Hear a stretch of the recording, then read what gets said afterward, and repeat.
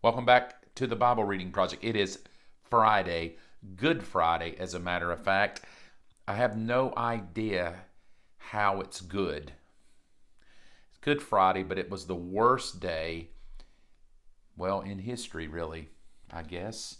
It was at least the worst day in all the disciples who were following Jesus. Here's what's happening today. So today we have a betrayal. Jesus gets betrayed by one of his followers for 30 pieces of silver. We also have the entire religious mob shouting, "Crucify him. We would rather live with a murderer than have this supposed Son of God, person of the devil among our midst." You've got all of your followers have tucked tail and ran. Your closest follower has cursed and denied you publicly in front of everybody.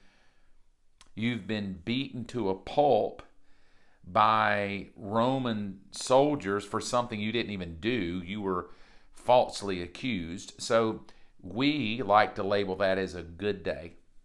That is a doggone good day. Everything around you is falling apart. Judas even commits suicide today. So you've lost your followers. One of them has committed suicide. Your top friend has basically publicly spit in your face. You've been beaten to a pulp for nothing you did on your own. And here we sit.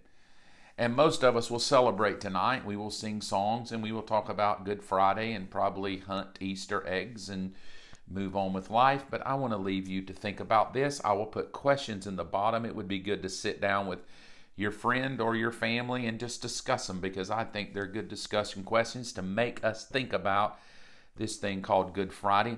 Let me read it to you from Matthew, if you will, chapter 27. It says, "The two rebels were crucified," verse 38, "with him, Jesus, one on his right and one on his left, and those who passed by hurled insults at him, shaking their heads and saying, 'You are going to destroy the temple and build it in 3 days. Save yourself. Come down from the cross if you're the Son of God.' In the same way, the chief priests, the teachers of the law, and the elders mocked him. 'He saved others,' they said, 'but he can't save himself. He's a king of Israel. Let him come down now from the cross and we will believe in him. He trusts in God. Let God rescue him now if he wants him. For he said, I am the Son of God.' And in this way, they all heaped insults on him." Here's the thought of the day of Good Friday. I guess the reason we could call it good is because we look into the future and we know what's going to happen some 36 hours later or 3 days later, when what we celebrate is resurrection morning. So we can endure, right? We can endure the problems. We can endure the pain because we're looking forward. We're looking to another moment. In other words, we're not defining this moment by these circumstances right now. In other words, I'm not defined by this moment. So we could call it good instead of bad Friday or terrible Friday or I don't ever want to repeat this Friday again Friday. But we've labeled it as Good Friday. And maybe my thinking is it's because we're looking ahead. It's because we know that, hey, though it's terrible now, bottom line is it's going to get better. And I think that's one of the hardest things as a Christian when we're going through bad times, going through terrible times, to look ahead to the future and even remotely think it's going to get better. And Jesus himself, as he's hanging on the cross, feeling forsaken by his Father, and yet he trusts the Father. And I love what it says here. It says, hey, he trusts God. Let God come rescue him now. I think this whole thing of Good Friday is a trust issue. Bottom line, I think, who do we trust and why do we trust? Do we only trust because things go well? Do we only trust because life went the way I thought life would go? Do we only trust because every prayer of mine got answered? Do I only trust because I never have pain? Do I only trust him because I've never known sorrow? Do I only trust him because it makes sense to me to trust him? So the real issue of Good Friday is where you put your trust. If you put your trust in the middle of the moment, it will never be good. If you trust the circumstance more than you trust who God says He is. And by that, I mean, He is eternal. He's always going to be in your future. That's how He can say, I'll never leave you or forsake you. I will always be in your future. The issue becomes we get so ticked and miserable and broken and hurt and disappointed in the present that the God of our future is out the door. I push Him out. Now, if He's not here right now in this moment, it's not going my way, I push Him out the door. And so what Jesus teaches us here is in the most sorrowful times when things don't go well, you have to keep trusting God.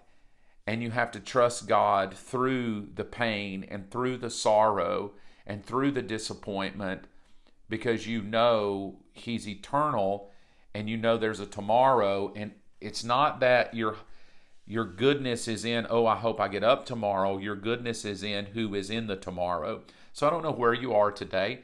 I don't know what sorrow awaits you. I don't know what you could be struggling with, and not to just be foolish and go, well, just get over it, right? I mean, it's going to take all these guys that were following Jesus a while to get over it. But I would like to encourage you with this, and this would be my heart, is in the middle of things going awry, do you still trust Him, or do you only trust Him because things go the way you think they ought to go? In that moment, we can define Good Friday. Do we serve Him because life goes the way I want it to go and everything works for me, or do I serve and trust Him just because He's God? And that is a hard place to get, because we could argue, well, if He's God, then He should do this for me, and that's why I trust Him. Think about that today. I'm going to put some questions in the bottom. Happy Good Friday. And I call it good because we know the end of the story.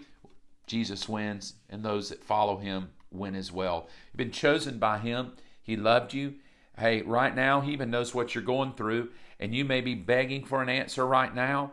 You may be pleading with Him. Why me? Why this situation? Why this sorrow? And why this pain? But I'll just encourage you, don't let life mock you. Don't let your emotions cause you to tuck tail and run. Stay in the game. Stay trusting Him. And though all of life screams it doesn't pay to trust God, trust Him anyway.